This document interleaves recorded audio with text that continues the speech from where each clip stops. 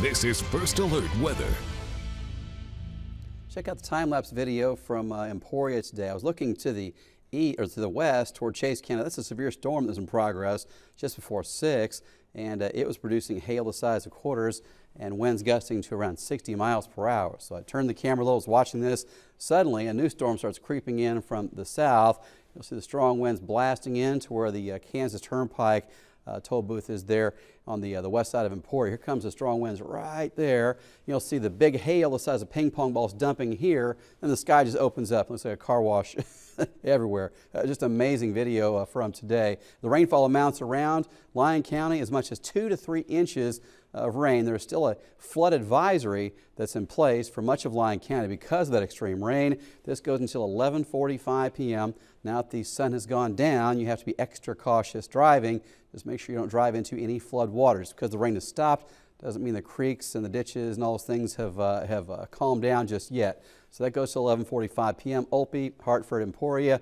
You're all in that. Around White City, look at this bullseye. This quarter-size hail in the middle of the afternoon. This a yellow area indicating 3 to 4 inches of rain falling as well. Here's a video from Mike Sharuas. He was storm chasing this today.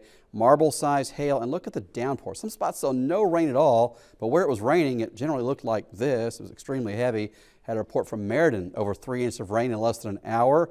So it wasn't 1 or 2 spots. There were several spots that saw this extreme rainfall today. Some hail as well. Locations seeing absolutely nothing. And tomorrow we could continue the same pattern, isolated storms, downpours in spots. And Wednesday, one more day of this. It's kind of a repeating pattern the last several days, of course. Outside now from the Noto Arts Entertainment District, it's calm. The sky is mostly clear. It's a huge difference from what we had this afternoon.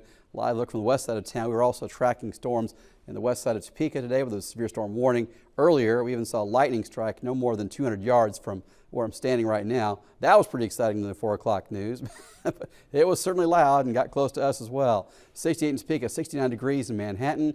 Zooming out, there's warmth all the way to Canada. These areas of orange are still above 80 degrees. We saw highs above 90 into parts of Canada. Minot was 89, Topeka was 91, and the weather pattern with a huge ridge in the jet stream and an area of high pressure to our north. This is typical for August or mid-July. It's not typical for early June at all. So we're seeing storms and downpours of rain slow moving and coming from east to west. That's all stuff you tend to see late summer.